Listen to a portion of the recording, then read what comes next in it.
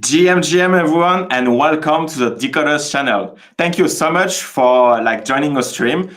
Today we have Hash from Divine Dogs, and we are going to talk about everything DeFi. So we're gonna talk about traditional DeFi with Radio Morka, liquidity pool, etc. Plus also loans of NFT, Sharky finance. It's gonna be so cool. But before that, let me recap to you what Decod3rs is exactly, so you know where you are and what we expect from you. So basically, we are decentralized, the first decentralized and community-owned YouTube channel. So what does it mean? It's pretty simple. For every video that you're watching on this channel, you have a chance to get the ownership of that video and a portion of its revenue, because we are going to mint the thumbnail of each video and raffle them. And if you win it, you will get the ownership and get the part of revenue. By doing that, we are simply adding Web3 layers to the creators economy, and we can do that at scale. So the best thing that you can do right now is to subscribe to the channel, because that's going to be mandatory to mint our upcoming collection. And that's all I have to talk to you, to say to you about Decod3rs. Let's start the podcast with Ash and Divine Dogs community. Yo, how's it going, man? What's up, man? You good? Yeah, you? Good, man. It's the morning. It's our true GM. Yeah, I saw your schedule for today, and it was jam-packed, man. Truly grinding out here in Web3. Yeah. Man, I want to talk to US people. I have to be awake when they are awake, right? So even if I might not, you have to do what you have to do, right? That's what I'm talking about. That's that true grind. Exactly. Set the sun down. Grinding Web3. I love it, man. Yeah, exactly. And welcome to everyone in the chat. Welcome, Henry. Hi. A true DJM too. Probably Henry. Divine Dogs guys. Love, man. Love you, man. Yeah, that's a true Divine Dog OG. Yeah, nice. That's what we want, man. That's what we want. So let's talk about you. I want to talk about you first, to introduce you to everyone watching and everyone gonna watch the replay.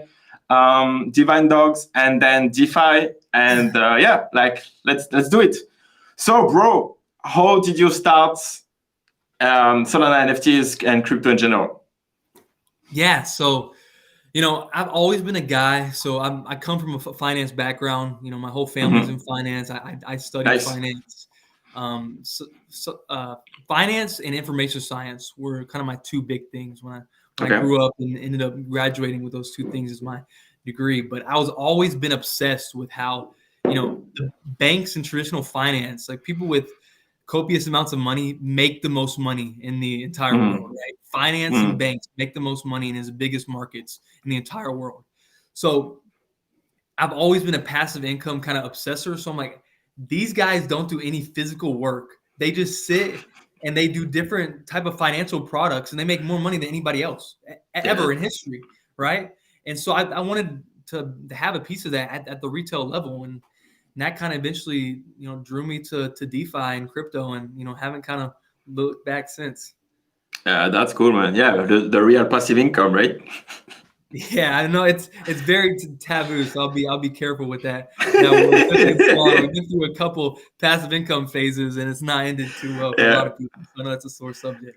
So yeah, but I mean, I'm talking about even at the banking level, the true using the money of the people for real and using it on the market, and then get 10%, 5% performance and give it back 1%.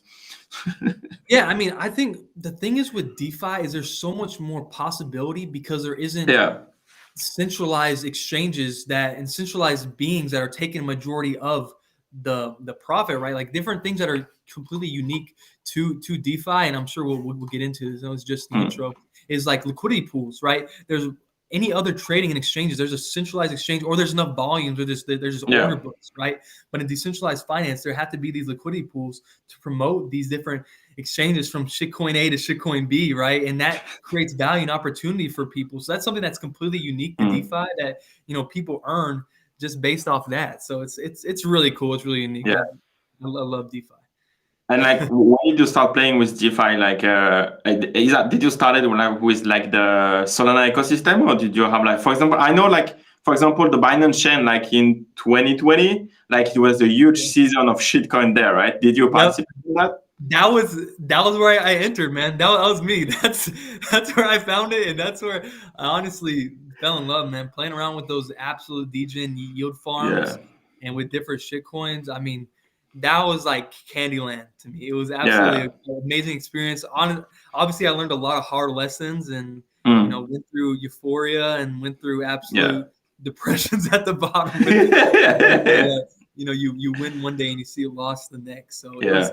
That was where I entered the scene then, and so I played with that around a little bit, and then I went from BNB to Ethereum, and it was during the Ethereum time where gas was really bad, like it was $100 per transaction wherever you are. So I quickly went from there because that wasn't viable for me, right? But there was always that volume, but I made some more successful, more calculated plays there, and that's kind of what kept my drive up to stay around in ecosystem. And then when I found Solana, there just wasn't a better place to call home.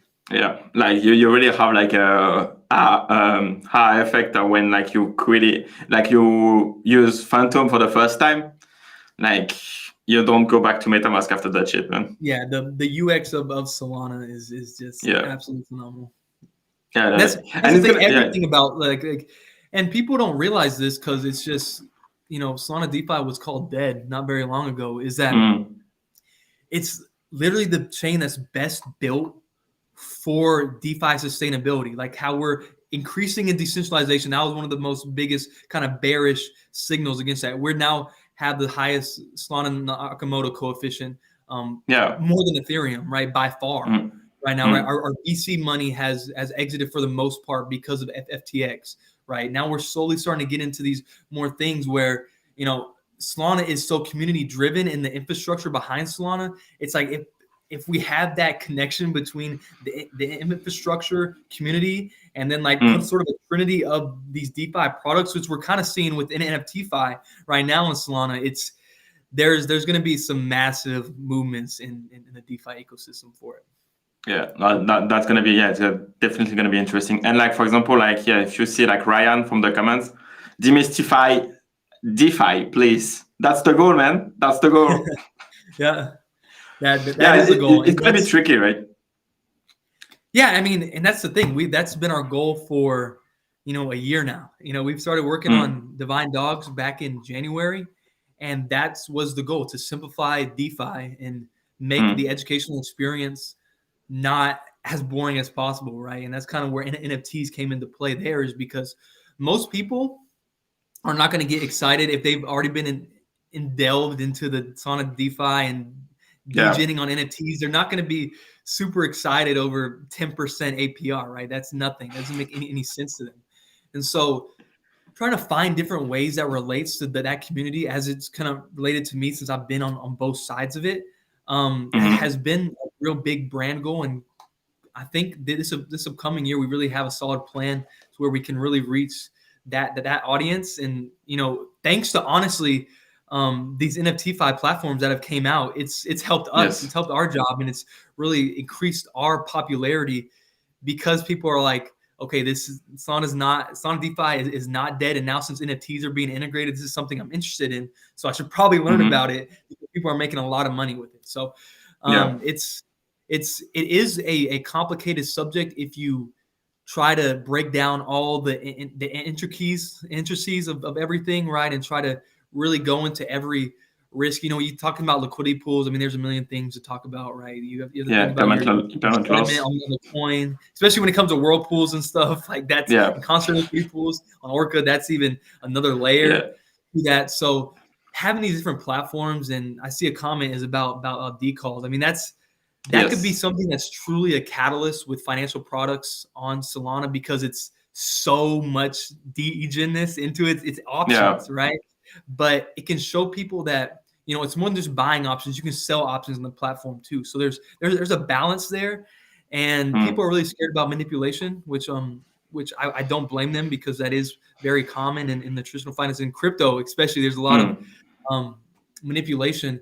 But we can get into kind of the reasons why I think that would be mitigated due to a few reasons, but I think that's a platform with decals that could really see a catalyst for DeFi on Solana for a very long time. But like, very fun. Yeah, but to play, it's not accessible to everyone, right? Because again, like to understand NFT option, you need to understand options, puts, calls. Like it's a lot of vocabulary. It's 7 like complex like design and pattern like to understand. Like again, how do you explain simply like impermanent loss? Like just that. It's really hard, and it's like, yeah, okay, so you have to balance like the USD value of Sol USD, and if you put your Sol and USD, it's basically a short position. Like what? Well, but I don't want to go into too much about what you said about decalls, because there's some big alpha kind of hanging around over there that I'm not really going to get into, but people should know about it here very soon. When it relates to that. So I can't, I could talk about NFT options entirely in that aspect, but when you talk about educating people in options and making it as simple as possible, that's something that I want to talk a lot about right now, but I can't, because there's something underneath the hood that has not been announced yet. I think we should like stay like kind of high level for this first stream, like first stream alpha. But like, yeah, what would be like the first point to entry to someone like, for example, Ryan from the chat, or like even myself, like to catch up with DeFi on Solana? Like, what would be the initial steps? I mean, the greatest entry right now, and the simplest entry, has to be Sharky with their loans and stuff, because it's super simple, right? You can from a perspective, you can go on there, and they really have the first mover advantage, right? But people kind of get on them for different things about their UI, and with recent competition, they started to improve different things on their platform. But you can just go on that platform, you see, okay.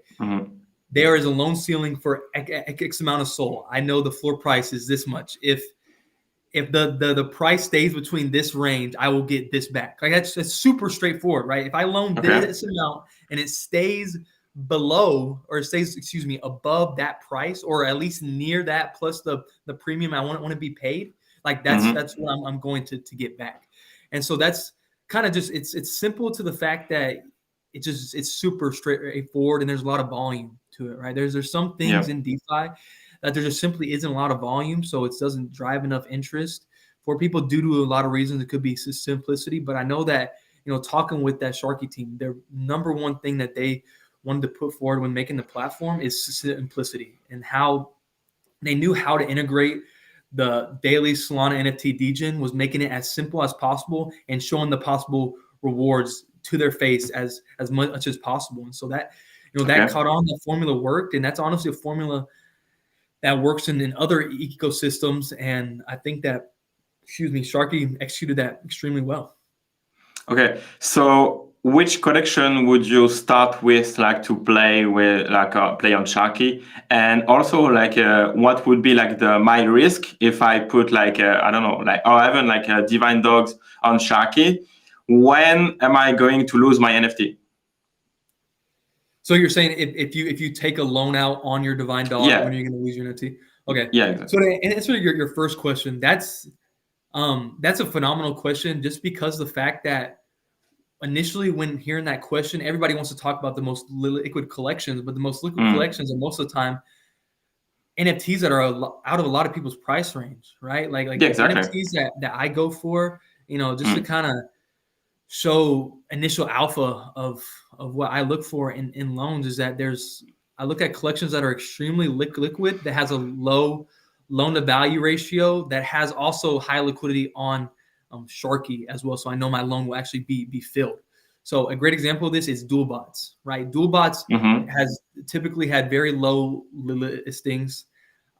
They are very active on the Sharky itself, and their variance, typically, last week was kind of a different story. Typically, it doesn't have a very large variance, but they also have a low loan to value ratio. So, for just to explain what a loan to value ratio is for people, It is the ratio of the ceiling of your loan to the floor price of the NFT. So for example, if Dualbot's floor price was 100 SOL and the ceiling was 80 SOL, or the loan I want to give is 80 SOL, that's an 80% or 0.8 loan to value ratio. So that's kind of what I look at, is at 80 to 85%, depending on how bullish I am on the collection or what I'm willing to do. So like that's a collection that's, a lot of people don't have 80, 90 SOL, if they're retail, true retail, trying to just make it out the mud in Solana for a collection like that, right? And so what I would say is kind of what I hinted at and previously when talking is look for collections that you wouldn't be too distraught about if they ended up defaulting, a 80% or lower loan to value ratio. And honestly, unless you're super bullish, not over 14 days, or not 14 days, anything under 14 days. I know that limits a lot of collections, but if you want to limit your risk, that's something that I definitely look out for. But like, for example, I'm a fan of Tayo and Soulport Tom. So I'll do a loan for a Tayo every so often because they do have great loan to value ratios. Like they can get as low as 60%. So I think that Tayo's not going to go below, a 40% drop. So in 14 days. So I'll take that risk.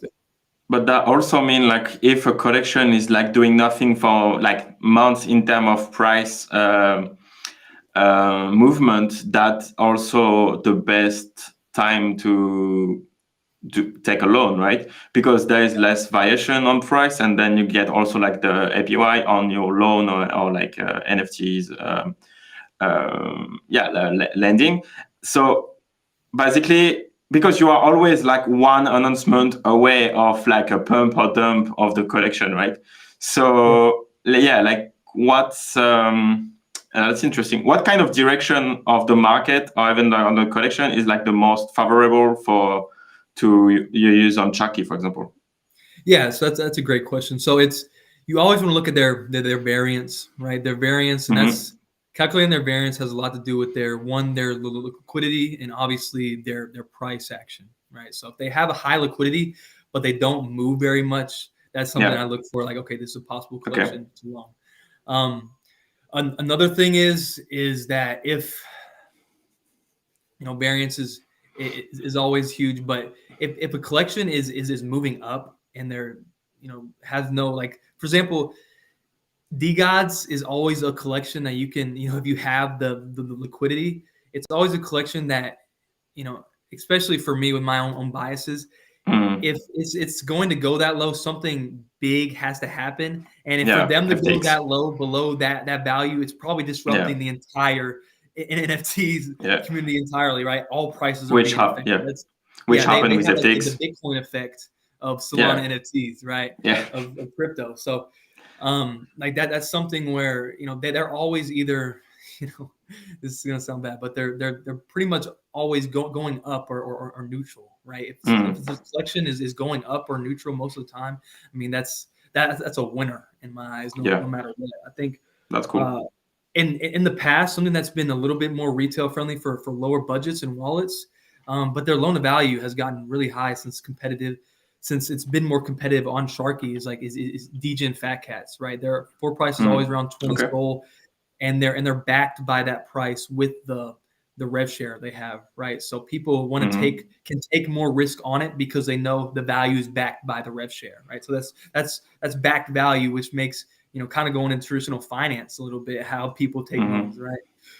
So that's a collection that was always kind of like that because it has backed value and it's either neutral or going up due to that. But right now, like it's like a 92% loan to value, and that's just too risky for me. And even if it is like a 7-day loan, it's just too much.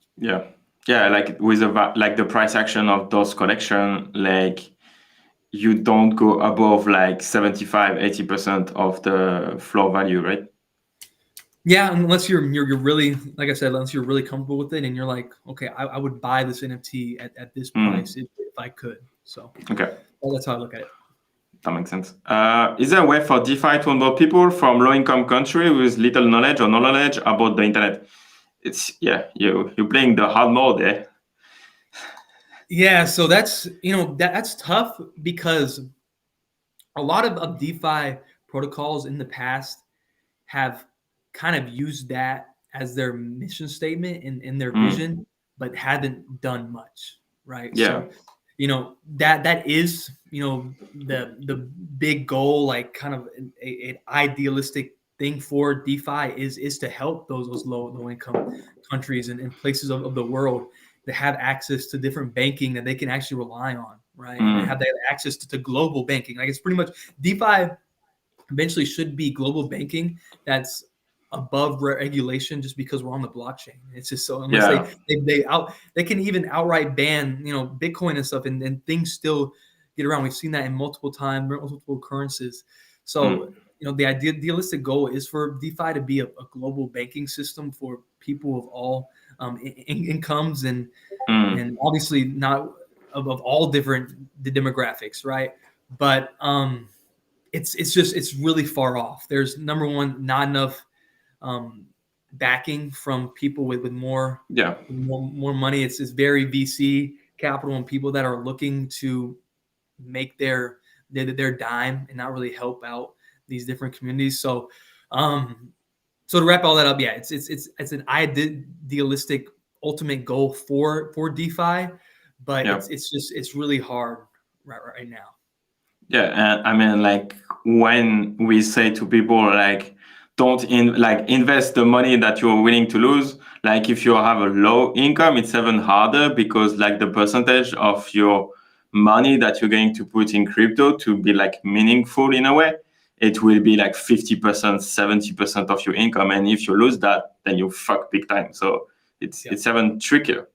But it's also a huge opportunity, right? Like what we saw with like during the bull market with like Axie Infinity, right? Like when like the play to earn mania, like when you have like people from like I think Philippines were like massive gamers that they were playing all day and they were like, making like more than the average income from in that country, but they were like playing for like US guys that set up like guilds, I think, where like they were making players play their own like exes from the Philippines. It's crazy. Like it's insane. I mean, we saw that also with I think it's called Zed Run. Also on Ethereum, we saw people that had their own horses, but hired people from lower income parts of the world to basically do their races for them and give them a commission off of their winnings and everything. You also see that with honestly like traditional, gaming of like MMORPGs. I know a big one. Like there's I don't know how many people are familiar with old school RuneScape, but like the Venezuelans for a big time was a huge part of the community because they basically what people called gold farmed like the currency of the game and sold it for real life money. And due to their economy, $2 to $3 a day of money from the game was life saving. So it's you've seen this stuff a lot with different things like that. And honestly, you see that all over the world with kind of using people with lower income demographics to do these type of things. So it's an interesting world. It's weird how we're moving into like we're playing games now and virtualizing things for different people to earn money. So it's definitely a showing of a new age of the world entirely. So crypto is a huge like transfer of wealth, right? Like you're creating like millionaires based on like trading JPEGs, and this money is coming from one end to another end, and like the social classes now like are moving because of that. Like again, you can have like a lower someone from a lower income country or that can mint a Decod for 3 SOL like 2 years ago and sitting on like I don't know like 2 years 3 years of income like right now. Like what? So it's awesome. It's madness. And it's crazy. It's cool. That's how we want DeFi to eventually be like we talked about earlier, but the DeFi has a lot longer to go. Yeah, and what would be the step for DeFi to allowing like people like the Unbanked people to be wallet people? You're saying what needs to happen for those lower income countries to have that? So first of all, we have to eliminate a lot of security risks that we've been seeing with a lot of protocols. You know, DeFi protocols get hacked all the time. There's wormholes. There's flash loans. There's a bunch of security risks that happens all the time. So a better security on that front is number one priority. Number two, there has to be, you know, this sounds anti-DeFi for me to say, but there has to be a first product that's almost centralized that people can or the first centralized, decentralized platform that everybody can trust.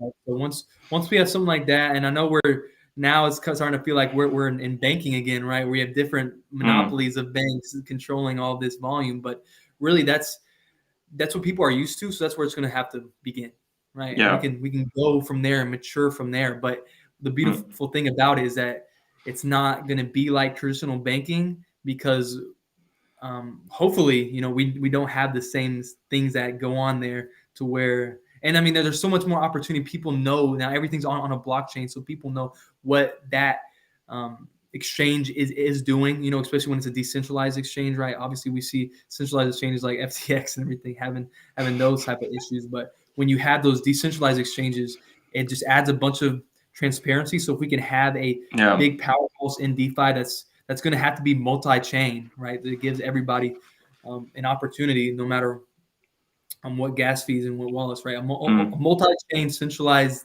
decentralized platform that can really be trusted is where the first place will start. But it's tricky, right? Because like even FTX was supposed to be like the most regulated US-based exchange, right?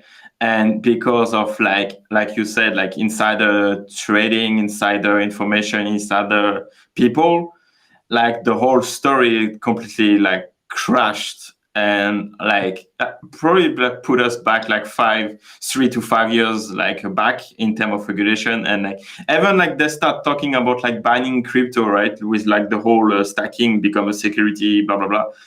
That can be interesting if it's like if we see a bill that like forbid like everyone to hold crypto in the US or like the consequences will be a freaking black swan for DeFi. Well, the funny thing is, I actually see that as kind of the opposite. So you're seeing these centralized exchanges that have been the biggest competitor for decentralized exchanges finally get exposed for what they are and kind of preying on the crypto community, right? They use the capital that they have where they're funded by these more centralized groups that don't really care about decentralization or what blockchain really means to further their agenda. So you see those type of things crash.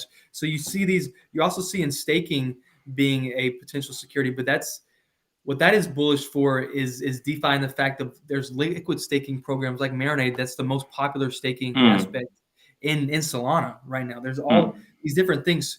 So I think it's more when it comes to that, the first things, and I think the only thing that they care about when it comes to the government and regulation is those like the Coinbase staking, the Voyager staking, those centralized exchanges staking. I think that's what the legislation was built for. Will they in the future, if DeFi gets big enough, try to apply it to that? Like I said, DeFi maybe gets to that point where they actually care about it. DeFi probably going to get to the point where it's above that global regulation. Like there's not going to be, there's too many countries, there's too many regions where crypto is widely available, where legislation is not going to come together and be able to do anything. I mean, like trying to regulate DeFi by essence, it's kind of like you don't understand DeFi if you try to put a law on that. Like it's weird. Like how do you do it? Like it doesn't make sense. Like you move from the US to China or Russia or like any country that doesn't like who is like a tax haven and job done. Like I don't understand like the narrative of we need more regulation to crypto, bro. Like, we just need to move the computer and then you fucked. And you lose the whole industry, right? Like because if the US haven't saying like, yeah, okay, we're gonna support crypto and like push like decentralized initiative, then you create a whole economy around that, right? Like if you ban crypto tomorrow, Coinbase in going bankrupt, and you lose like, I don't know, like 2,000, 3,000 jobs. What? Like how that helping? And then you push like other country to take this advantage of you banning in my country, so then I need to go to another country and develop the economy there. Like the whole narrative doesn't make sense. Yeah, but they lose also if it's DeFi, because then we don't need them. Yeah, that's right. The only thing that I see is that is if regulation scares people off DeFi, and it's kind of like a mass. It's like an extinction event, almost on that scale. Is if there's such regulation that scares the majority of the market off of DeFi completely, right? It's like say US tries to completely ban DeFi. Just that headline would probably hurt, would obviously hurt DeFi a lot. It kind of depends on the actions they take that we'd see ramifications, because obviously DeFi only survives with more volume, with volume and with people being on DeFi. So that's that's another core mission of why we want people to be on Solana DeFi, is because we believe it's the best place to be, and there's not enough people utilizing it for it to continue to grow. But we're seeing different products that have helped that, like we talked about earlier. And again, you need like your money to come from out of your bank account to go to a centralized exchange to then go to a DEX, right? So we need like the bridge between Web minus 2000 to Web 3. Yeah, that's 100% right, and that's that's where a lot of people are running into issues. So especially when it comes to tax season, that's a big issue for a lot of people. Fuck's sake. And it's starting now. Like I have to do my taxes, like expense for the business, the channel, etc. It's gonna be fun. But anyway. Yeah, telling you from last year's experience, I mean that was terrible. I don't know how your experience last year was, but it's not fun. Like you do your best, and you hope that they're not going to call you back. Exactly. That's basically it, right? Like I can't even imagine like the tax organization and like the time like required for, I don't know, like a Sol Big Brain to do his taxes. He have to work like with a team of lawyers and like working on his tax during the whole year to be ready at the end of like the deadline. Yeah, I mean, just it's just as hard for you as it is for them, at least in theory. So if you protect yourself and you're trying to be as honest as possible, it's not like you're gonna go. Everybody talks about you're not gonna file that one NFT sell, like you're gonna go to prison for 30 years, right? When that's not really the reality. So just being as honest as possible is kind of the strategy that I've used. Yeah, I mean, like if you go to jail because you didn't pay taxes on your Decod NFT, that's gonna be a nice story, man. Exactly. Hey, that's why you don't sell. If it was for any collection, it'd be for Divine Dogs or D-Gods. I mean, like if you go to jail because you didn't pay your tax on a 2.5 Sol, like that can hurt. Exactly. Let's talk about like the Divine Dogs a bit. Like, okay, so what happened last year? What have you done with the collection? And tell me more. Like for the people who watch the stream and don't know exactly what Divine Dog is. Yeah, so Divine Dogs was, we talked about it earlier in the collection, or in the stream. Divine Dogs was a mission to simplify and educate DeFi on Solana. So my contrarian truth that I had was Solana is one of the best chains to host and to incubate Solana in all of crypto.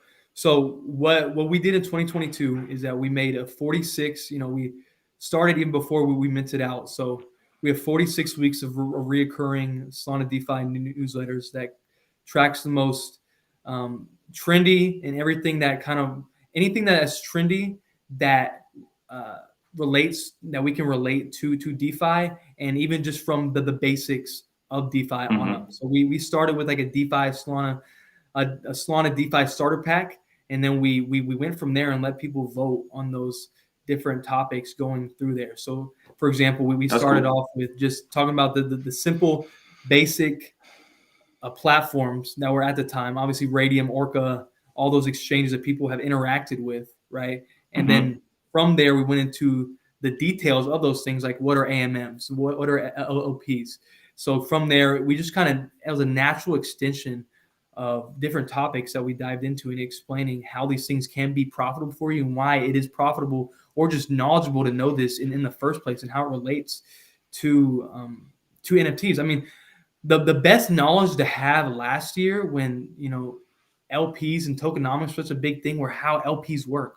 What makes is this passive income going to last? Well, no, according to this, we only have you're emitting this many tokens a day when there's only about 3 days worth of LP in there for the entire collection.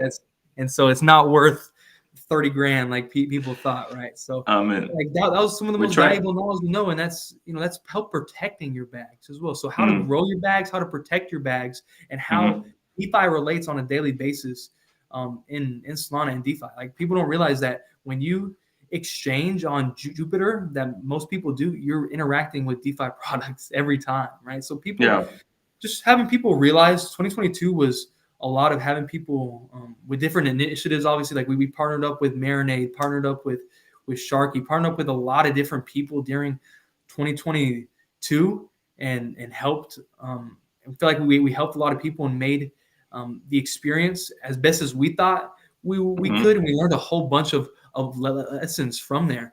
And so that was majority of 2022 was learning the lessons of how we can help people realize that DeFi is such a pivotal part of Solana, from not only, like I said, not only growing your bags, but protecting them. So that was a lot of 2022.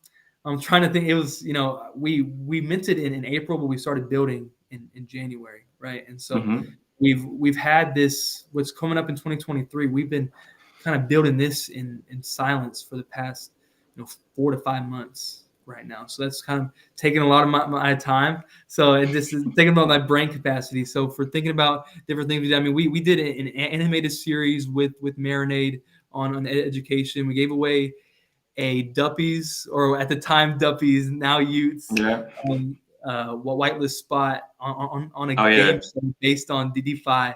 So we did that. We minted out our what we called a hands-on learning experience with our 100 DDD passes, our Divine DeFi DAO passes, which was auction and raffled all with our native tokens. We didn't take extra funds from there. We used 75% of our mint funds to we also hired a traditional finance team to work with me and build 3 different strategies based on risk every single month and have those holders vote on it.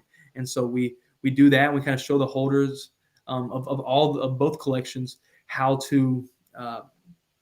what we're thinking and how to execute on these things. And then what we do, we execute it throughout the month, and we return 55% of those yields to our holders. And so, that's been extremely successful. We still have, we've grown our 75% of mint funds. So I know, not to throw shade at projects, but some projects kind of run out of funds after, a couple of months, and we've been able to regurgitate and grow our funds since last April, right? Yeah, so that's good, man. So that's been really cool for us. The worst month that we've had month after month is that was actually last month with the high volatility, and we still returned 5.6% for the month for that. So that's good.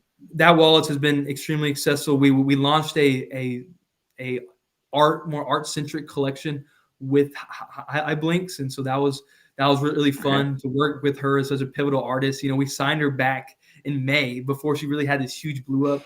So it was really cool to have her on staff to create a collection. That's the only collection he's probably ever going to make or have her mark on.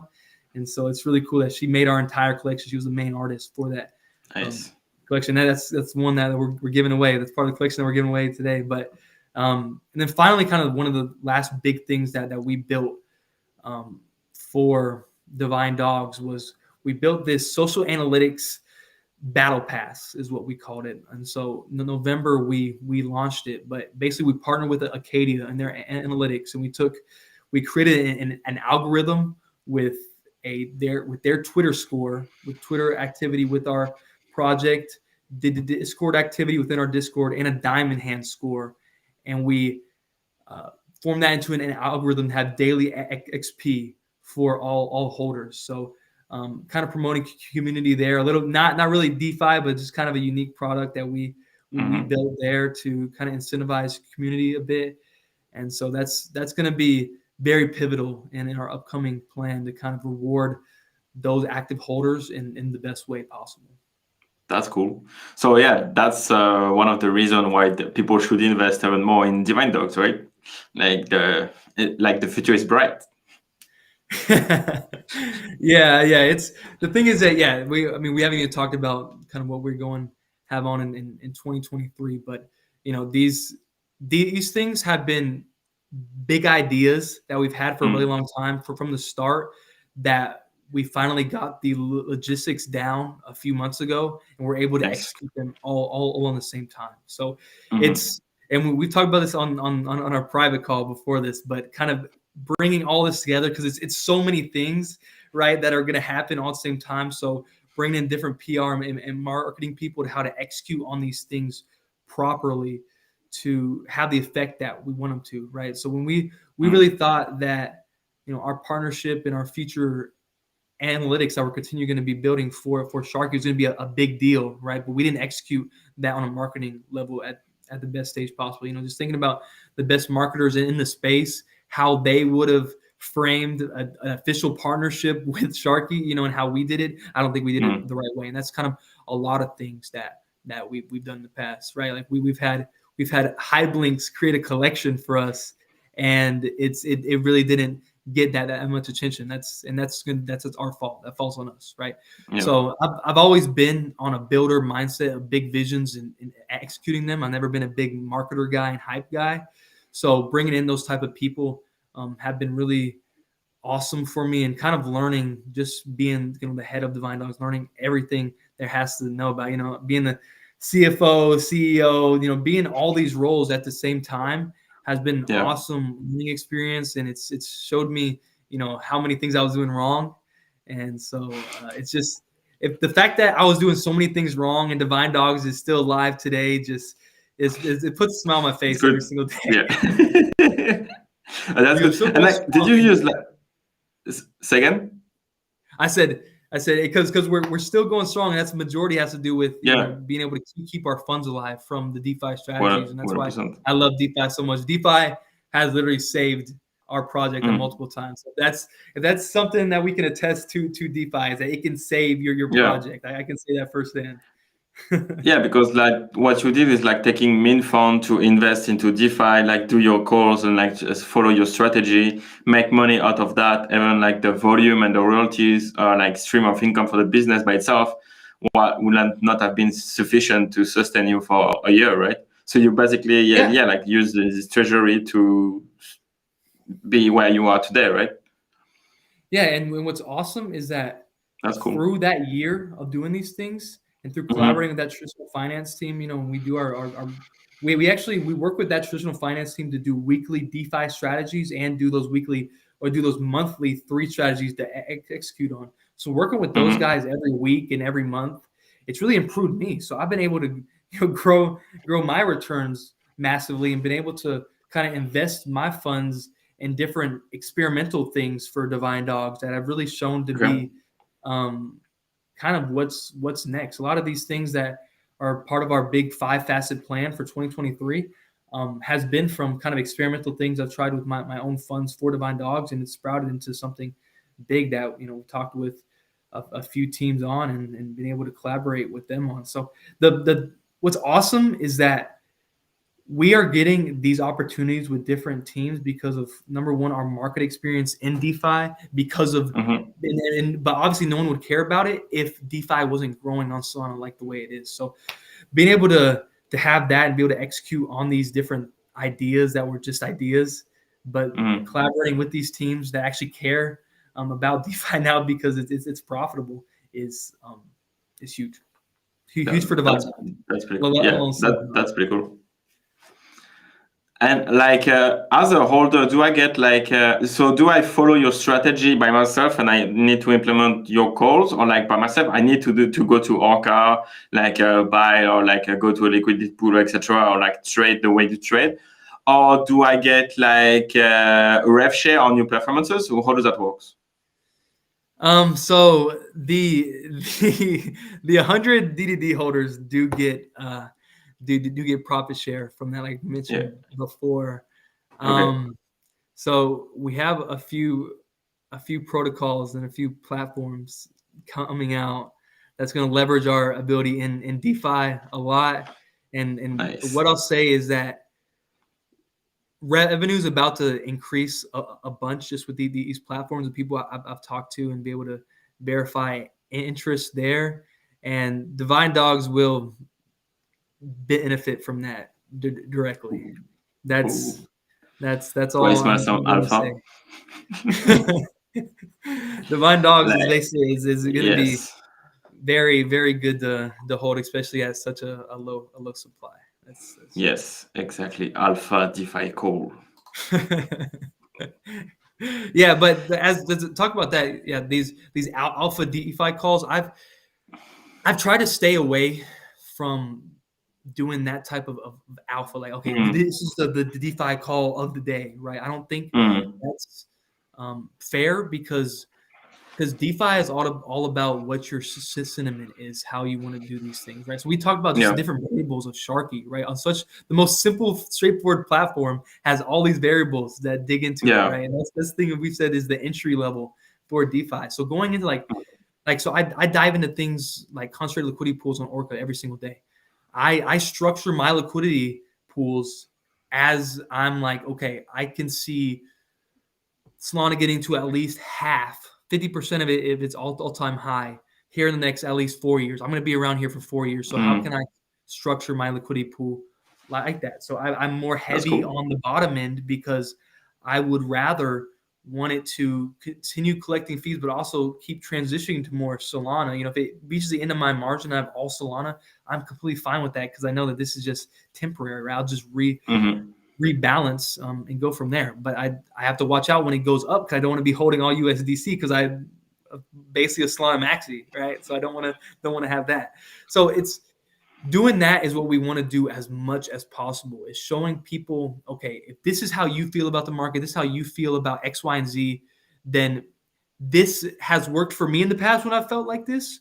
So maybe you can try this, right? Or if you feel this way, maybe you can try this. These are the best things from my experience I would try if I felt X way, Y way, Z way.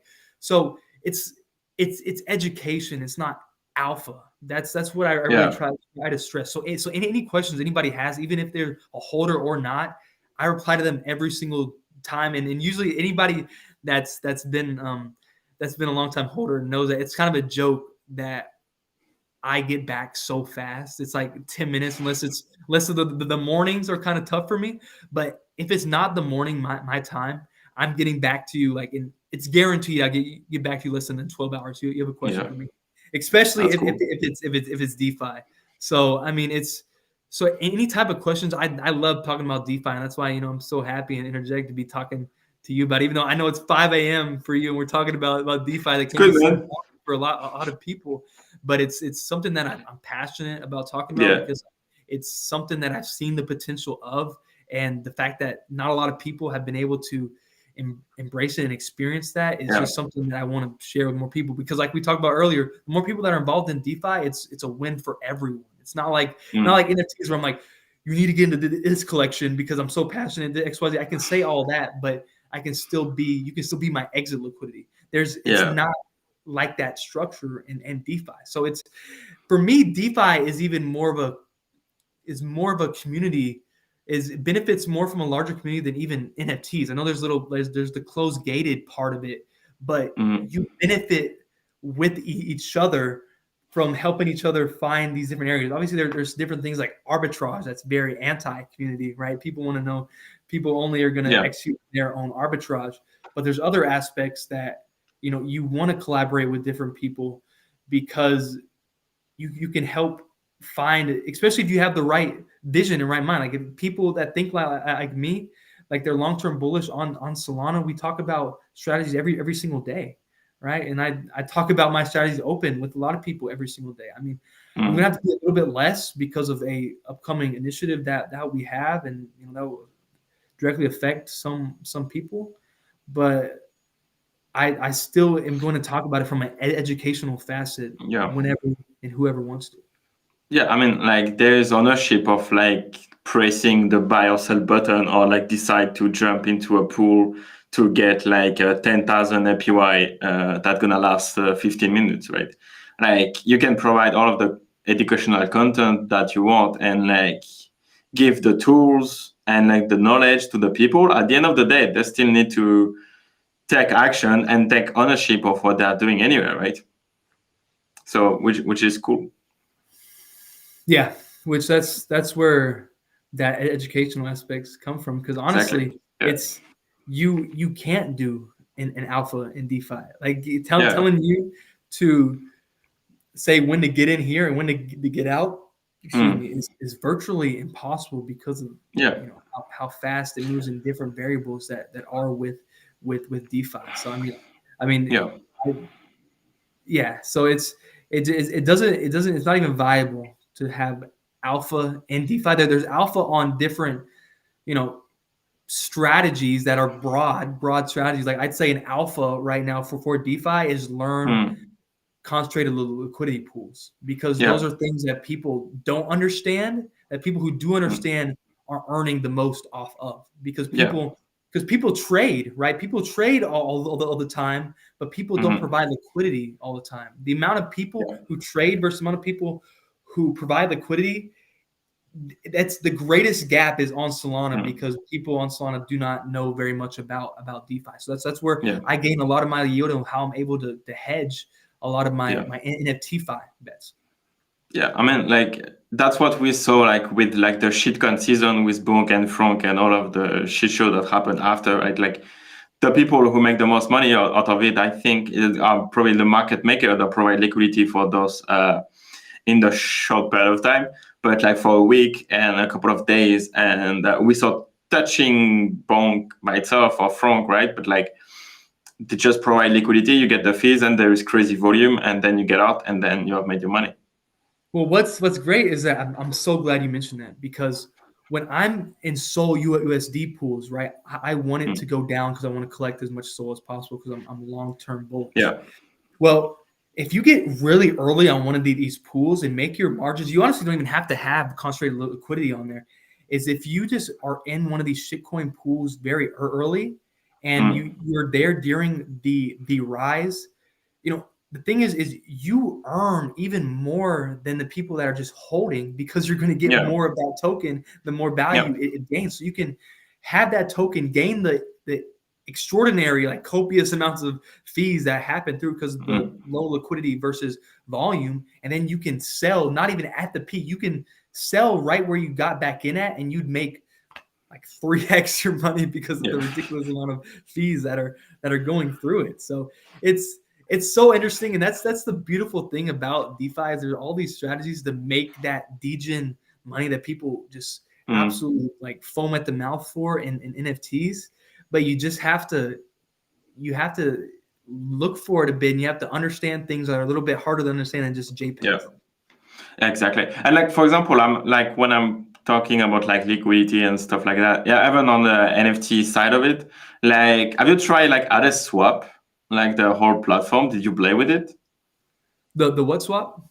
Hadeswap, you know, from the ABC connection. Oh yeah, Hadeswap. Yes. Yeah, it is French accent. Sorry. Sorry. Yeah, no, you're good. Did you find it like easy to use, like not newbie, but like like everyone friendly? Like can everyone use Hadeswap? Like what's your take on that? Ooh, so I like Hadeswap a lot. I like the thing they're doing in Solana DeFi. But if there's one thing I have to say, it's definitely not beginner friendly, right? It's not Yeah, even a beginner. I Yeah. think I would honestly say that, and this is it might be controversial or not. I'm not really have a large census on this, but I'd say contract liquidity pools are easier to understand than NFT AMMs. Truly, if you truly want to get the effective outcome that you want in the fees, like there's, I think there's different ways that you can help out the average Solana NFT degen without being so technical with some of their wording. I think they would honestly have a larger market share if they kind of made their user experience a bit more friendly for the Solana NFT degen. I think some people have just had a bit more time in the market, and obviously ABCs is a very smart people behind that. Obviously Hadeswap, super smart people. But if you can onboard just 10% more people of people that trade daily onto Hadeswap with that, I mean that's you can shift tides and make huge waves, and that's the thing is all it is small tweaks here and there to different even language and wordage on the site that will have people preferring it because it's a better option. But exchanges and things like this are such leveraged on user experience. That's why Magic Eden rose to where they were from, the time where we had obviously Alpha Art, Solana Art, all those things like were top. But then Magic Eden was more consistent and they had the best user experience. That's what raised them to the top. It wasn't anything that their special technologies does, right? They've added features in, right? But the biggest things have been consistently good user experience. So if they can implement that, I mean, Solana DeFi would obviously hugely benefit, but they would be the new exchange. And I mean, they can still be the new exchange if DeFi on Solana keeps rising the way it does and interest keeps rising. I mean, like the next couple of years will be interesting. That's why I love to be in the bear market right now, because like if all of those people keep building for 2024, 2025, like the ecosystem will be fully transformed and we will pick up the fruit of our hard work right now. Hopefully we can survive like this bear market and see another one. But like if it's happening the way I think it will happen, like 2025, that's going to be a nice year. Yeah, I mean, everybody says it, but if there's another bull market like this is, and obviously like this is a huge we hope it's a very high chances we have another bull market, right? If there is another bull market, like people are making generational wealth right now. Like when I started in NFTs, I basically started with my savings account that wasn't more than a few $1,000s, right? And right now, if Solana was to where it was at all-time high, I would I'd be in the solid seven figures, right? Which is just absolutely fucking ridiculous. But so and obviously we're going to see different NFTs don't directly correlate with prices, right? We're not going to see that.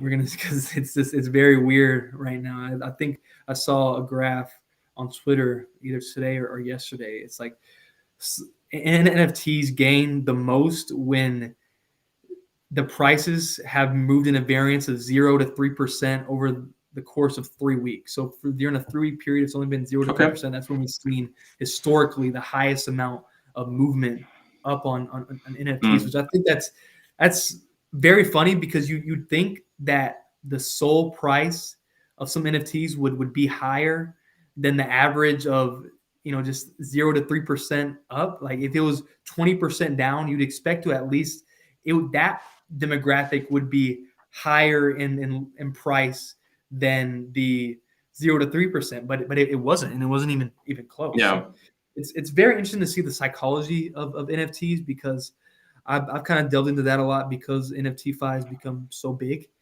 and so you have to really be on your feet when it comes to that. So it's kind of funny that now I get more nervous for alerts of Solana going up than for Solana going down. Because like what you need in like DeFi world is like more of the volume of the transaction in either both direction, right? Like up or down. But like a big candle of like 50% in a day can fuck up all of your strategy in an instant, and you get like liquidated if you are long or short. You can like hit a lot of impairment loss if you need the money in the short term. So yeah, like it's better to even do all of that DeFi activity when you are in an accumulation phase, right? Yeah, that's what's really cool about hedging a lot of your bets with liquidity pools. There's so many different ways to hedge in DeFi, but the most straightforward one is with different liquidity pools, right? Because in essence, a lot of the ways liquidity pools work, sometimes how people use them is kind of like a trading bot, right? Because you accumulate more on the way up, accumulate more on the way down, you sell more on the way up, especially with concentrated liquidity pools, right?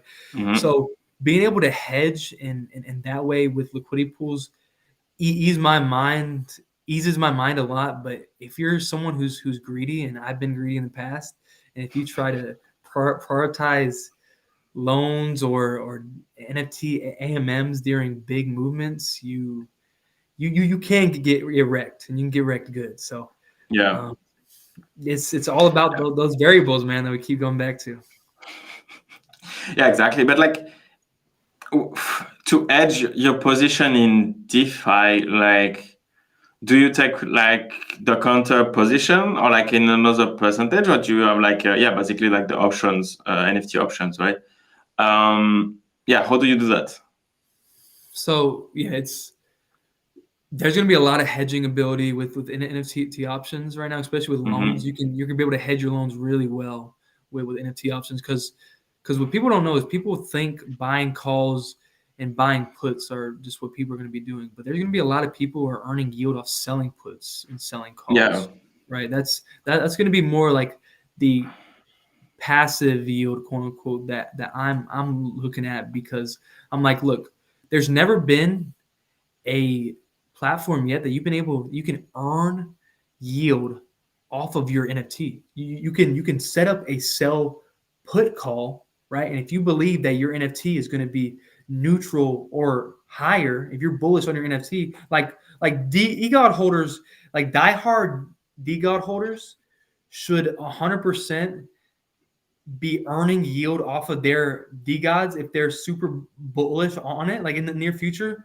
Like just do that, because you can simply earn a like 5-6 SOL premium off of a 7-day expiry date, and if it doesn't go 10% low, like it's then you just earn that premium for your NFT. You get to, which you're leveraging, you're leveraging your NFT to be able to earn yield off of it. And so worst comes to worst, you have to sell your NFT for that put price, right? But at the same time, it's like that's going to most likely still be a profit for you, especially if you're a DeGod holder and you bought it, a year or two ago. But but it's tricky because it is tricky. Like so I have like 50 DeGods. I can floor my DeGods and like manipulate the Magic Eden floor and have the contract, or is that put? And then if I floor and then the price movement, like I can like just list a DeGod at 300 and then resell the contract, and again like the whole before the term of the contract, and then like get the difference, right? So it's easy to manipulate, and you don't need even like to floor. Like I don't need even to use like 50 DeGod. I can just use one, right? So how does that works? Because you have access to the price, right? Yeah, so it will show on that. It will also show, it actually goes from 10 tensor. It shows a price for tensor. So that's just obviously like an aggregator of all of them. Right? Yeah, but I like there is like 10 platform. I floor 10 DeGods, and then I do that 10 times. Yeah, and so that's one thing that you're gonna have to see is like, is that risk reward gonna be enough for you? Like, are you gonna want to risk your 10 DeGods or 3 DeGods, paper handing them for maybe just a 10 or 9 SOL gain? So The biggest thing I see with that is that there's not enough volume right now for people to effectively be able to manipulate it, because you're going to have to, like, someone, for example, was saying that you have to, like, what if you got loans on all of your NFTs and then bought a whole bunch of other ones and floored like 10 of them and then went over and then you bought a whole bunch of, or sold a whole bunch of put or sell contracts. I'm like, look, what you're gonna have to do is you're gonna have to fill all of those loans. You're gonna have to fill all of those option contracts, and you're gonna have to hope that no one buys up your NFTs and everybody panics along with your mindset. That's three ifs for not like generational wealth, right? You could, you could just, so where I see it, the risk to reward is so out of balance for manipulating right now, especially if it's a collection that you can gain a lot off of, like an SMB, a DGOT, a U. There's a lot of people who are very, very bullish on them, and that's why they have a high market cap. So those NFT projects that have a high market cap, that's the biggest opportunity for you to make money off of manipulating. But there's going to be a lot of people that are like, okay, something fishy is going on here. I'm going to just buy these DGOTs, or I'm not going to touch those option contracts. So that's how I think of it. There's too much risk for a manipulator unless like it's on a massive scale, which even then, if it's on a massive scale where they can truly manipulate that price, with that many people, there's gonna have to be so many calls and so many puts filled. Like, it would have to be a month's setup of different calls, like spreading out where it's not super suspicious, and then all that would still only be about 100 sold for leveraging about 1,000. I mean, probably much more. Probably much because like the deep, like the order book is not that deep anywhere, so like you don't have that crazy price action in a way, even if you manage to and another thing is price. Sorry to cut you off. No, that's it. I'm just thinking out loud. Is that there's so many like of these blockchain investors, right? And so many people that are invested in these different platforms, these different like these different collections, that if they see something fishy, it might get like tweeted out onto Twitter, right? Because someone be like, okay, something's fishy is going on. I know, like, Solana is a community that has always respected like true white hat like work in every way, right? Whether it's research, whether it's hacking and everything like that. So when people see that they're exposing a manipulator, that's going to get a lot of traction, and when that gets a lot of traction, the actual platform, the collection, is going to do something about it. So that's what's cool about having this awesome community on Solana, and so it filters out a lot of those things, and you see we're getting much more mature in Solana. So it's growth everywhere, and the more mature we get while staying this huge community, it benefits all facets of Solana. Like 100%. And like as like Carly mentioned it, like with Frakt and even like the GigaDAO, shout out to the GigaDAO. They were like the first podcast on the channel, so shout out to them. Fractionalized NFTs, it's gonna be another layer that's gonna change the industry. It's gonna be so that's another layer that's gonna add financialization, and those thing is they can make now financialization tools on the fractionalized NFTs, like just layers of DeFi fractionalization.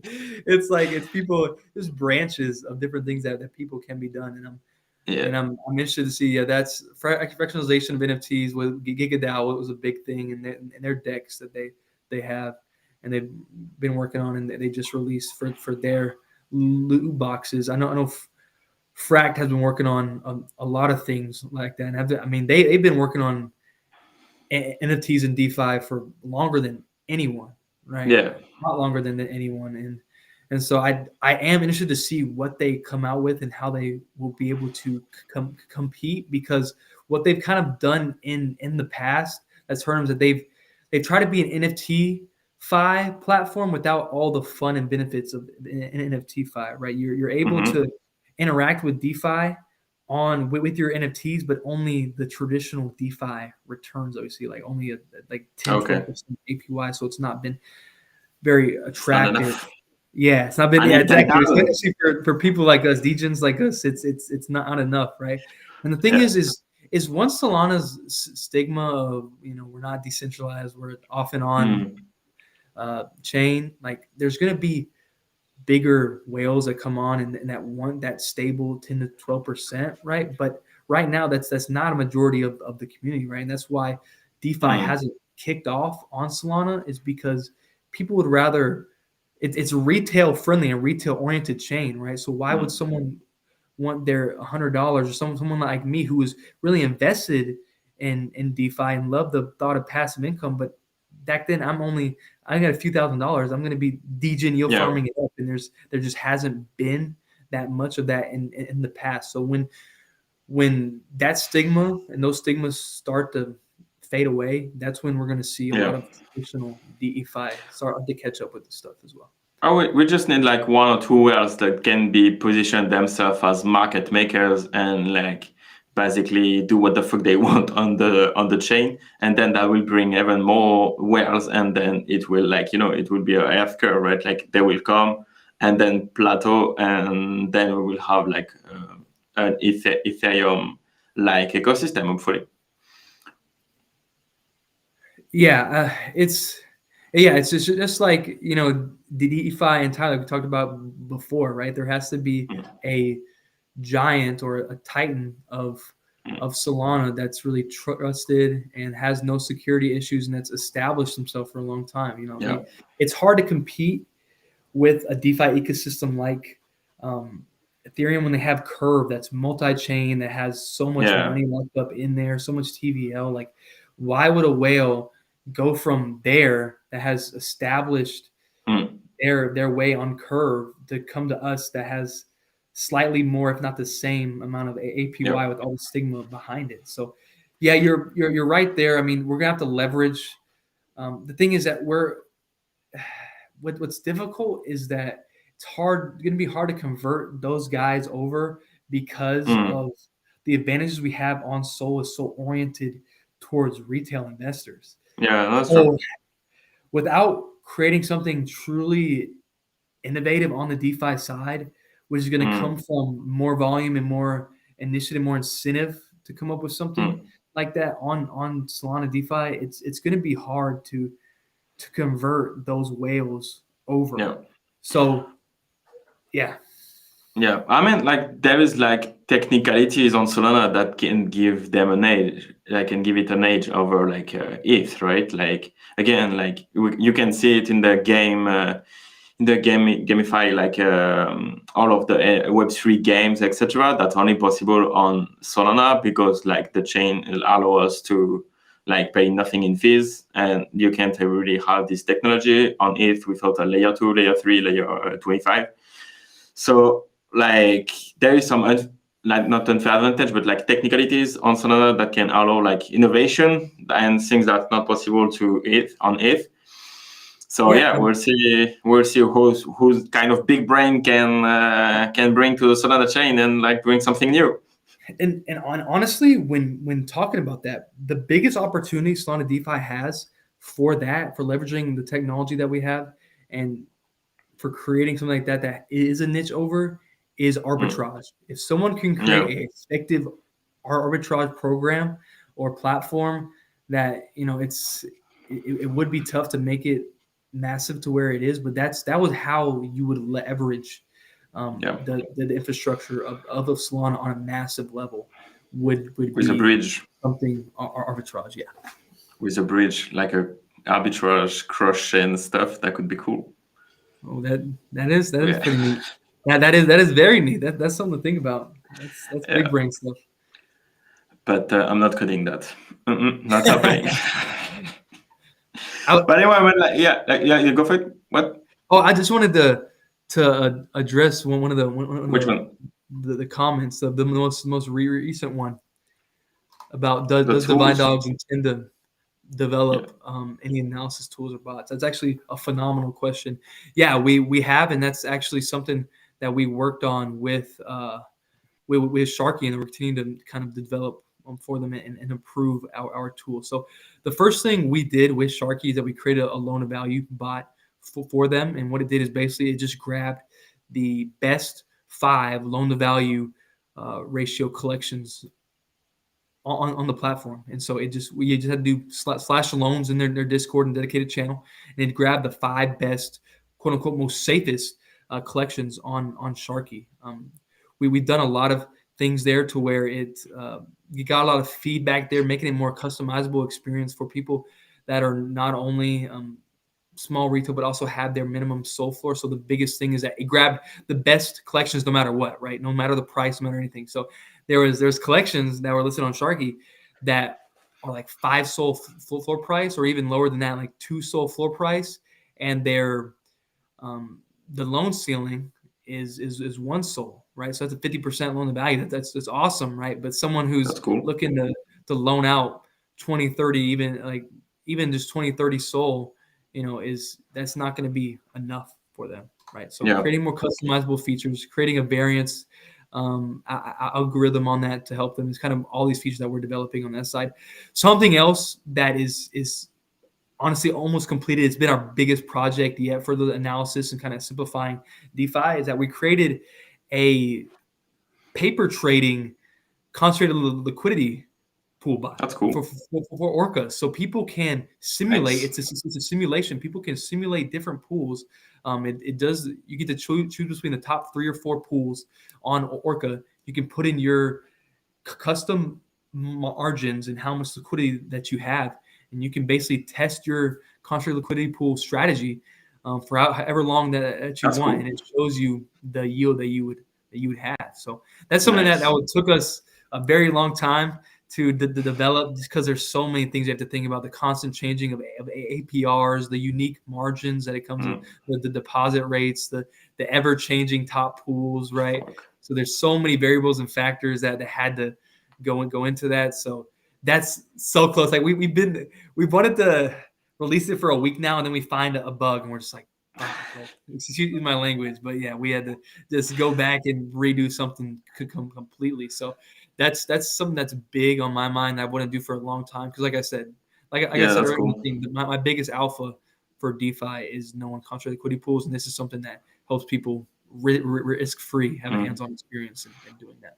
And how does that work? Like, can you backtest your strategy on for the pool, like you would do with a script that you can test for a trading bot or something? Yeah, so that's actually cool. great question. So we've been talking with another. I'm not gonna, because we've been talking with working with certain teams to be able to have that feature, to have that history, be able to backtest different things with it, like even be able to kind of backtest the LTV bot to see what has been consistently a low loan to value, right? And test things over that.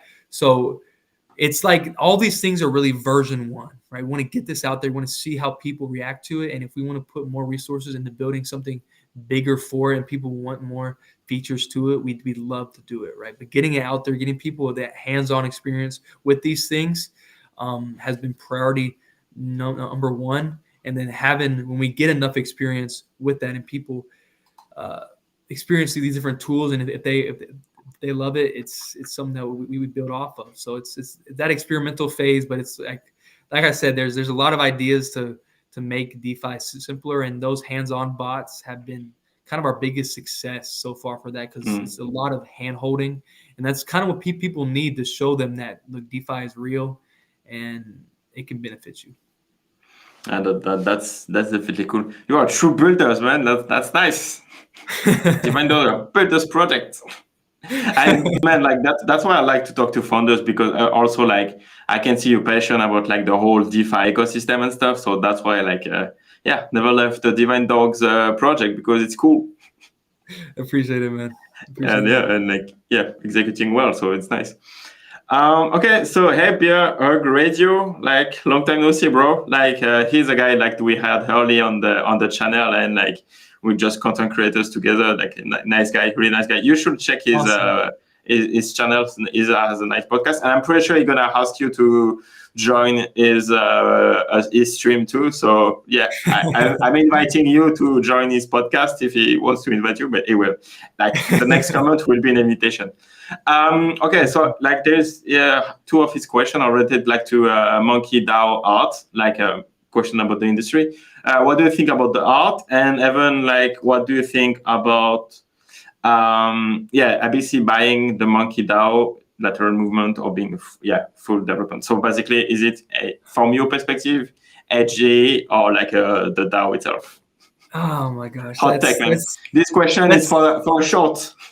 Yeah, that is such a complex situation, right? It's like we see MomkeDAO is or excuse me, SMB is finally bought out, and we have no more leeching of the devs, right? And we have a great developers that have backed it, but it happened at the time where MomkeDAO is already trying to disconnect itself with this new collection of different art, and then you see that they haven't really aligned together an official partnership yet, and like, it's such a complex thing in that it's hard to judge because we don't even know what Hades wants to do, right? They just acquired it, but there's obviously been talks behind the scene, like if there wasn't that meeting, and like there's been several meetings with leaders of MomkeDAO talking with the leaders of Hades. So if that wasn't happening, like that would be more concerning for me. But there wants to be a partnership. There wants to be a solid relationship that MomkeDAO or monkey holders haven't seen in their entire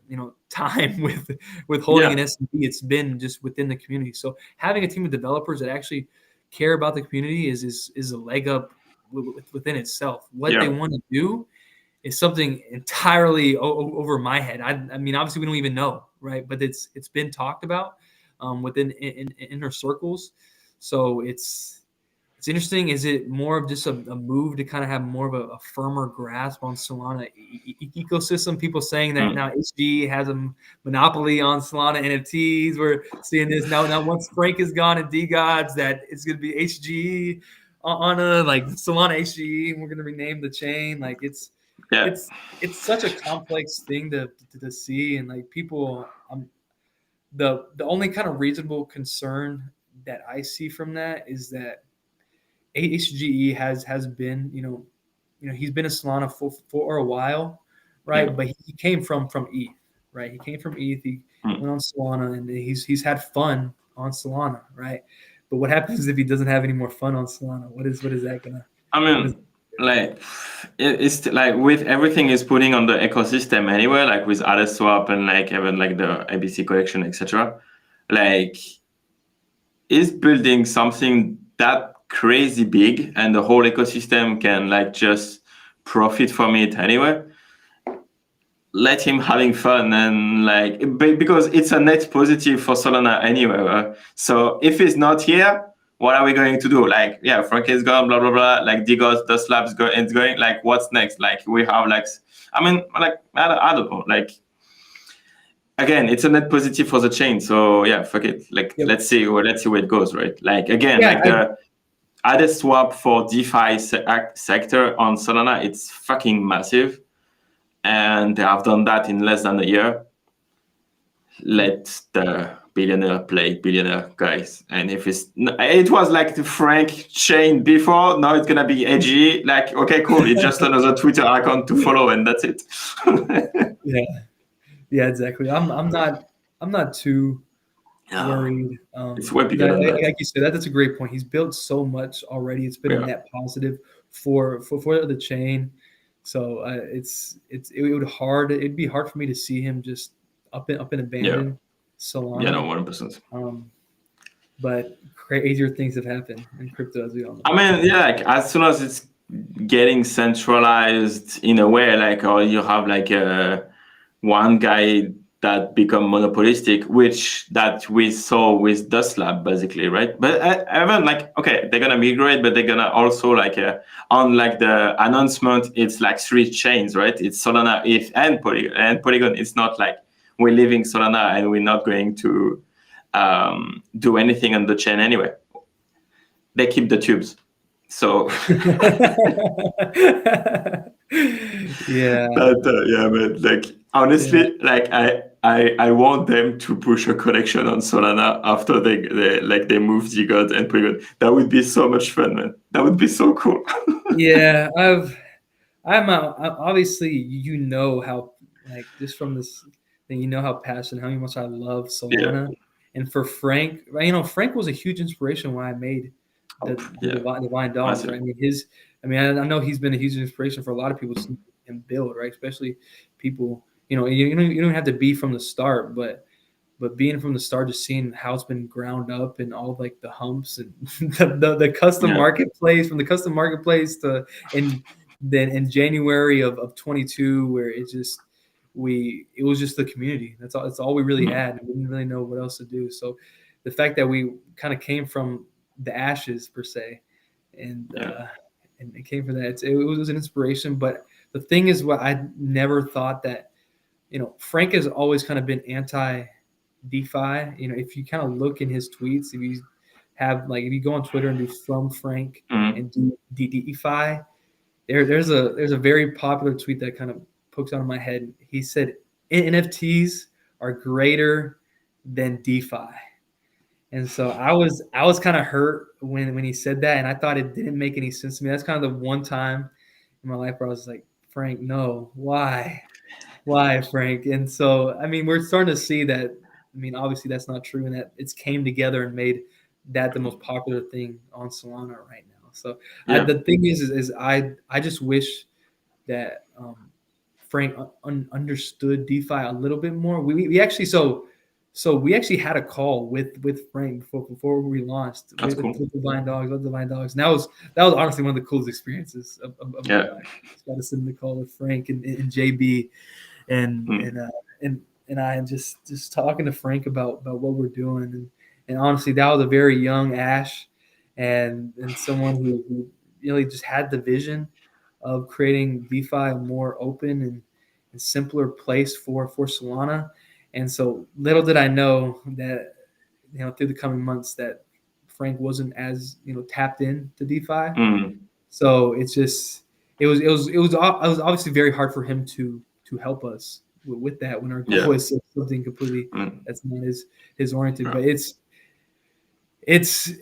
super cool. It's super fun. I'm always gonna have all the love in the world for Frank, even if he completely abandons Solana, and we're just stuck here with the tubes, the infants, the beats. Yeah.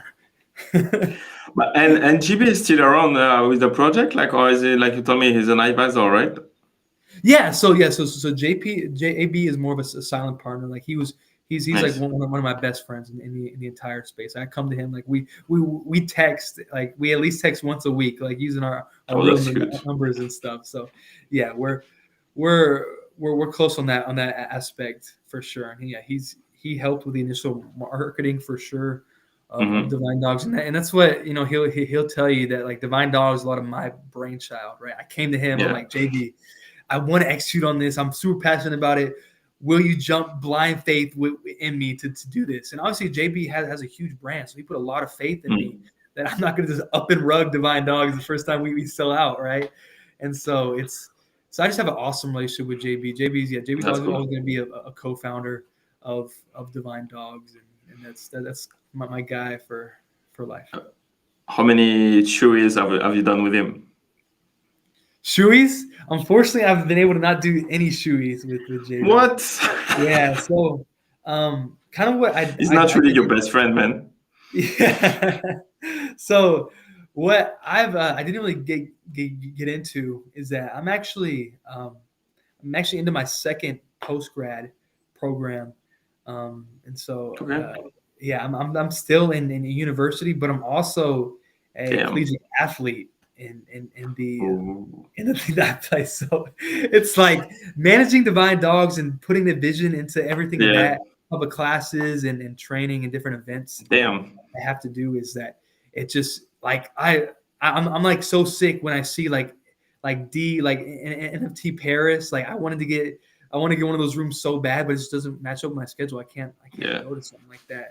I want to go to NFT NYC so bad, but it's not going to line up with my schedule. So it's like I want to go so bad. I want to meet all these people that I've always met. Like I know I'm gonna have a great time with those people. It's just it can't be at this moment in my life. And I'm gonna be around crypto for a long time. And Divine Dogs, I'm gonna keep plugging away at until I'm gonna go down with the ship. So hopefully that so when by you then I'll be able to show my face to everybody. It's actually the first time I've actually had somewhat of a docs face cam for anybody. So this is a brand new alpha in itself. Nice. And thank you for that. Of course, man. See, I try to copy your style. I'm trying to be like good, man. I like your match, man. We're ripping the match. Yeah, and honestly, what was really funny is that I was debating with either this or the hoodie that you're wearing right now, the OG merch bundle hoodie. I mean, like we can switch for the next stream because I think it's time like for us to like transition into like what we wanted to announce to our communities too, right? We can do that. And so we will have time to swap the match. Yeah, we will. I want to let you the prior to announce it to the Divine Dogs in the chat. Like, if you're still here, guys, after 1.5 hours of stream, please move this like a little live chat box and manifest yourself if you want for Ash to give you the alpha of what we are cooking between Decod3rs and basically Divine Dogs. And I see Henry, he might have preemptively said something about Henry's still hanging around, man. That's him. No, they're still here. And so, bro, I'll let you announce it to the people. And the alpha, yes. Yeah. So, the Decod3rs and Divine Dogs, both see eye to eye in this that content and this attention market is absolutely key to the growing in all of space right now. And honestly, we see that there's a huge gap in crypto content to begin with. So what has been something that we've been planning to do for a very long time, and that we've actually finalized everything and what's going to be happening now from next week. We're going to start creating that content, but we're actually going to create content, have monthly DeFi streams, the Decod3rs and Divine Dogs. Yeah. And from there, we're also going to collaborate on different content pieces that's going to benefit both the Decod3rs NFT, the NFT holders, where they can get their revenue share on that aspect, but also have the Divine Dogs content, basically partnered channels together to have that facet of NFT education and the daily crypto, Ethereum and NFT alpha trending together. So with this, we're gonna help both each other out and benefit the Decod3rs community by giving that revenue share to you guys and splitting it that way with the resources that we do that, and then having also that DeFi education there. So you guys get basically double the content each week, and holders will be able to benefit from both sides. So double the content, double the streams. We have our monthly streams together, and we get to have these alpha chats every single month. And the more that's exciting, man. Let's go. So basically, like again, like we're gonna have like the monthly stream the first Friday of the month. Every first Friday of the month, we're gonna do like a stream like that between Ash and myself and probably other guests, right? And we will also like I want to do like more demo, like live how to set up a pool or to use Hadeswap or to use Orca, etc. We're gonna do that with you all from like the Divine Dogs and Decod3rs community and anyone on Solana anyway. And like again, like you said, share the revenue of those videos, because we can even like have sponsor that can sponsor those streams and then generate incomes, share that between our communities. It's gonna be cool. It's gonna be nice. Yeah, it's gonna be awesome. And I think we've talked about this earlier, is that the fact that we can both come together and share resources to put out more content, then us putting out as much content as we're going to be putting out is infinitely more than anybody else is even doing right now. Yeah, so exactly. that there's just Let's an go. open opportunity for us, and the fact that we're going to be pumping this out is going to be absolutely just mind-boggling. I can't even express how awesome this is. That's cool. It's cool. It's cool. I remember again, like I see your passion for DeFi. Like we still have, because it's still running. Like after 35 minutes after the hour, like it's gonna be a great show, man. Like I have no doubt about that. It's gonna be great. And we're gonna farm the views, farm the watching hours, and hopefully like share great content with our community that can like Ryan at the beginning of the streams, like learn more about DeFi and hopefully diversify like the exposition in their portfolio from DeFi to coin and like from NFTs to like stacking and like DeFi strategy by itself. Absolutely, yeah. There's so much to get into. I mean, like I said, we've done 46 weeks of talking about different DeFi stuff, so we have a lot of things to get into. And the fact that Solana DeFi is getting so much popularity going on is that we're gonna be able to pump out not only a lot of content, but a lot of quality content too. So that's the best part. You guys get to see all that. It's gonna be fun. It's gonna be really fun. It's gonna be great. I can't wait for the stream 500, and then we're just gonna start talking about like NFT fractionalization. Yeah, we're just gonna get there, and by that time there's gonna be financial products for NFT financialization, and then those things are gonna be fractionalized, and we're gonna have 2 layers of fractionalization. It's gonna be awesome. How to leverage your NFTs of NFTs of NFTs. Exactly. How to open a pool with like a third of your Decod3rs NFT. That's gonna be nice. Yeah, it's gonna be really nice for us, huh? Yeah. How to get liquidity in 5 minutes. When people have to make a pool for 1/20th of a Decod, it's gonna be that's gonna be that. Yeah, I can't wait for those streams, man. That's gonna be nice. So like the chat like looks like enthusiastic about this idea. That's gonna be exciting. So like we will make an announcement or like our Discord, like more official ones. I expect a couple of shorts from my part. I need to edit that. I want to do that tomorrow to make it like viral and share the good news with the world. And it's gonna be beneficial for both of our community. Again, like educational content, and like you get like more like content for you to use and like brand Divine Dogs. That's perfect. Yeah, it's gonna be a lot of fun. We have a lot of, like I said, we're gonna go into not only the ways that Solana DeFi you can interact with different programs, like we talked about earlier in the stream, different ways you can apply DeFi knowledge to your NFT trading that everybody loves. So that's going to be something huge. I think it will benefit no matter who you are. Exactly. No, man, I can't wait to start the first stream. So it's going to be in 2 weeks. Basically, we will confirm that next week probably.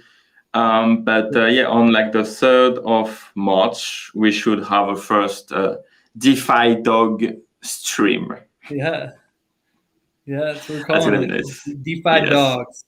Yes. More DeFi dogs. It's going to be fun. Yeah, we have what's going to be really, really cool is that we're going to bring in different people from also these protocols to be able to tell you directly how these things work and different things. I know Divine Dogs, we have a lot of established partners there, and then obviously the Decod3rs has already got all their setups with Vittler being the guy that he is, got all the connections, but having that, be able to get these different protocol leads on here to kind of give you a technical analysis of what they are, and then for us to break it down in the Solana NFT degen ways that we are is going to be a lot of fun. There's going to be a lot of different avenues for people.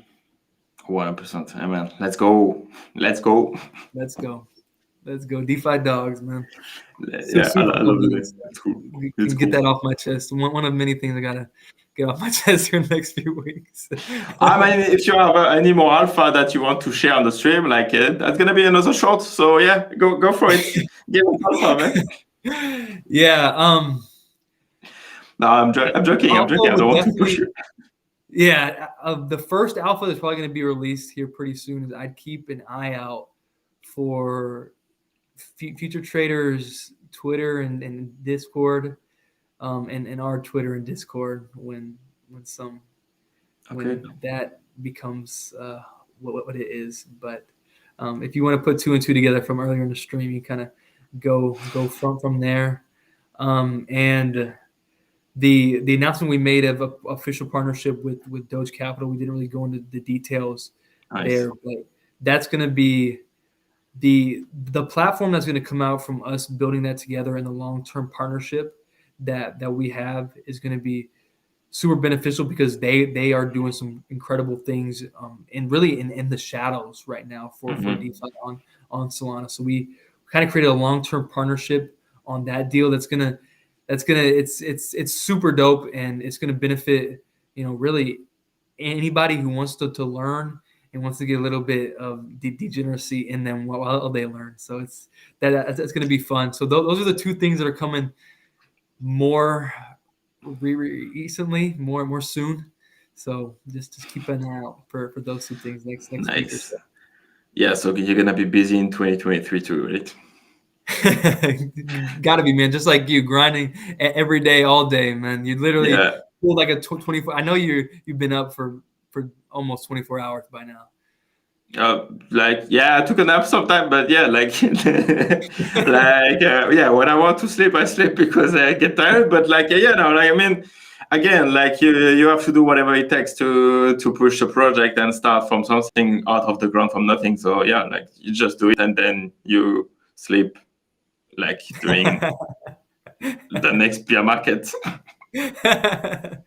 Couldn't agree more, man. Yeah, but man, I think it's a nice way to wrap up the show. Maybe before we get to the 2 hours mark, we should keep some of those chit chat for the first stream.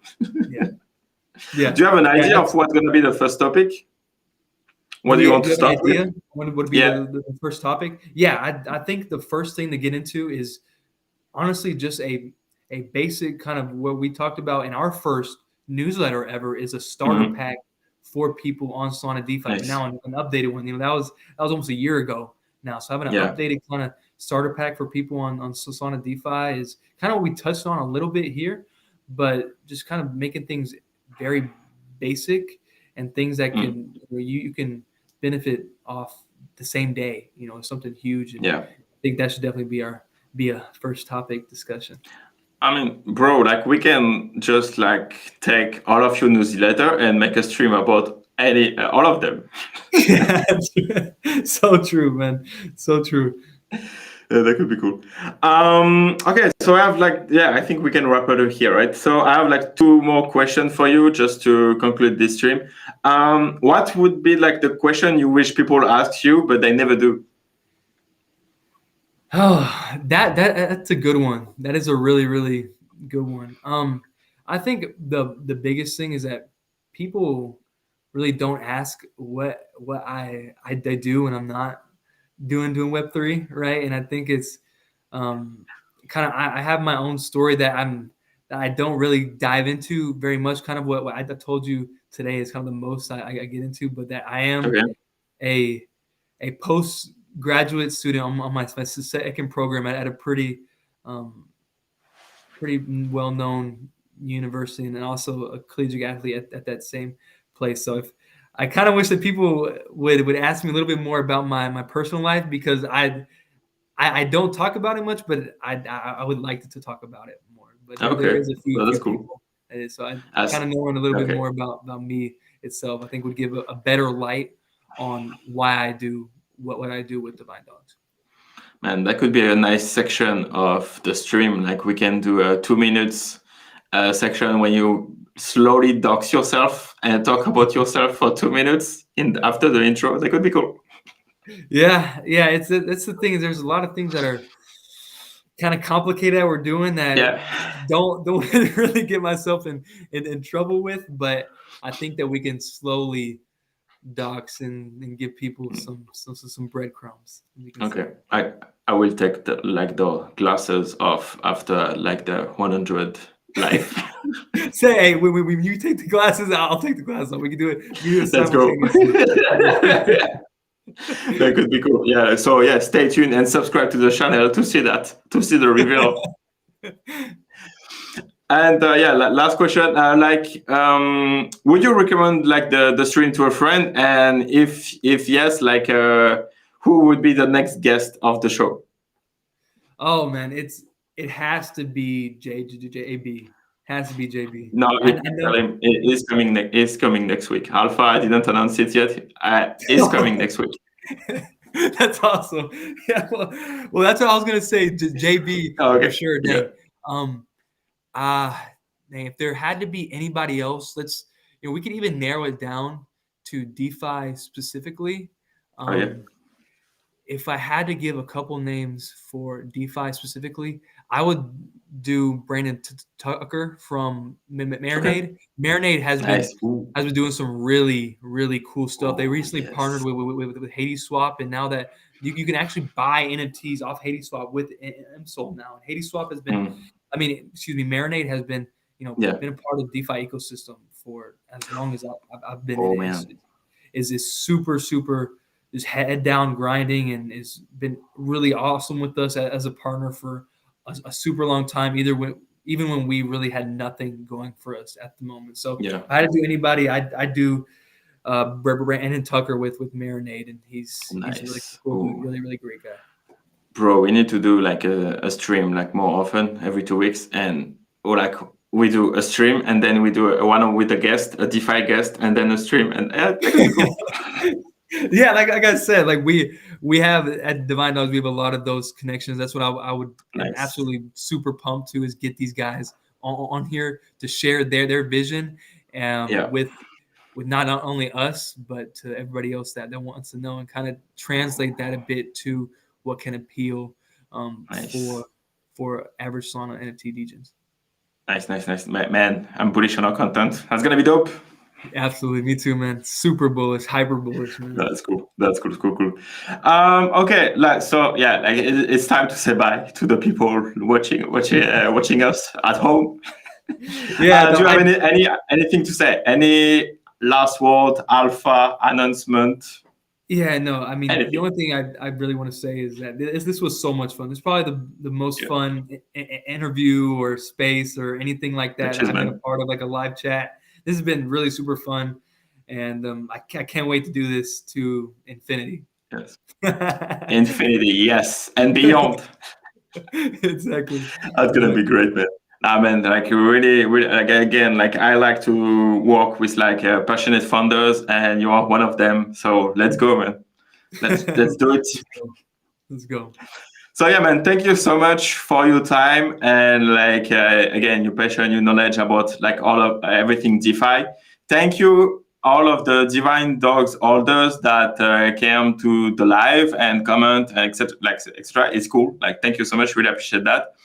Same thing for Decod3rs and anyone on Solana that's like in the live anyway. Thank you so much. We will see you soon. Like really, really soon. Expect more content. And again, subscribe to the channel. Join like the Divine Dogs Discord. Buy a Divine Dogs. You can't buy a Decod3rs yet, but it's coming. Follow Ash on Twitter. You have the link of his account in the description. Same thing for like Divine Dogs Twitter account. And we will see you in the next video and for the next stream. Bye. See you, man.